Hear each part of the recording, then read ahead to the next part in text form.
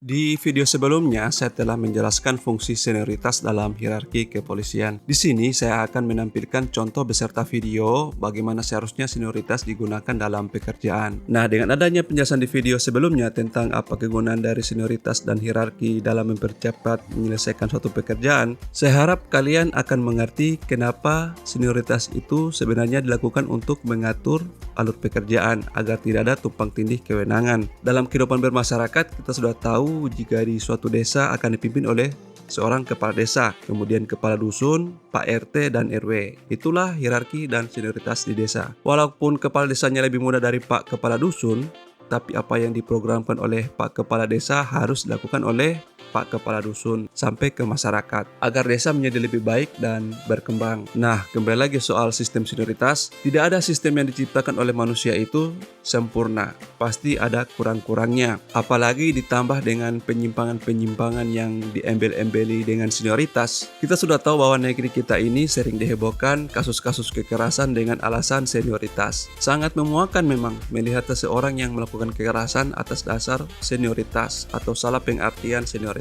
Ini terjadi di segala lapisan kehidupan masyarakat kita, baik di lingkungan keluarga, lembaga pendidikan, perusahaan, bahkan sampai di instansi-instansi milik pemerintah. Ayo, coba kalian angkat tangan yang pernah dibully di sekolah oleh kakak kelas kalian. Pasti kalian ingin membalas hal itu jika ada kesempatan nantinya. Nah, maka kekerasan dengan embel itu bisa-bisa saja menimbulkan penyakit ya. Yang lebih berbahaya lagi jika seorang senior mengajarkan suatu perbuatan yang melanggar norma-norma yang membuat sang junior mulai tercemari otaknya dan akhirnya menjadi manusia yang rusak seumur hidupnya. Ya, tentunya berdampak pada lingkungannya dan teman-temannya yang tidak terpengaruh tentunya akan membuat mereka kecipratan noda busuknya. Selain itu, sebagai seorang senior seharusnya tidak mengajarkan hal-hal konyol dan terkesan memodohi juniornya yang akan membuat semakin banyak orang bodoh di negara ini yang lambat laun akan membebani negara ini. Seorang senior yang baik seharusnya mengerjakan hal-hal yang baik seperti seorang ayah, menjadi kakak yang baik dan mengarahkan adik-adiknya agar menjadi pribadi yang baik, bisa menunaikan segala tugas yang diberikan dan tidak merugikan negara. Oke, berkaitan dengan video sebelumnya, bagaimana tentang seorang pemimpin dan seorang yang dipimpin. Di dalam dunia pekerjaan, tentunya sang pemimpin akan membagi tugas menjadi sub-sub bagian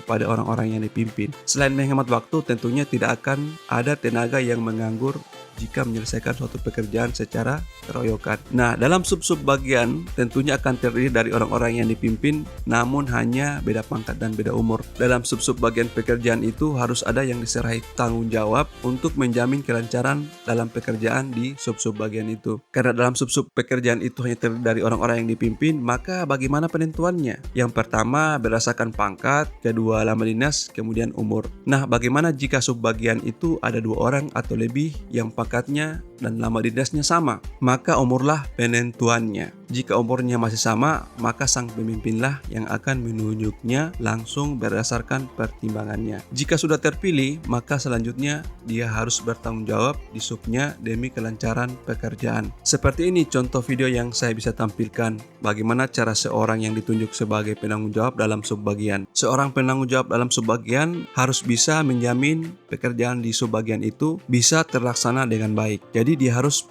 memberikan inisiatif-inisiatif tertentu agar bisa memperlancar pekerjaan.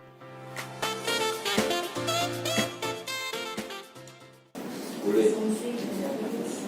Ada lagi terkait dari pertama. Kemudian hari pertama Ya, sesi perlengkapan kan lumayan berat. berat. Dan tidak apel lagi. Gimana? Hari Senin tidak apel. Perlengkapan siap. Sampai di situ hari Senin. Hari Senin man. Hari Senin apa kira-kira? Kalau misalnya ada lantai yang masih kotor kita apel, Pak. Pastikan itu.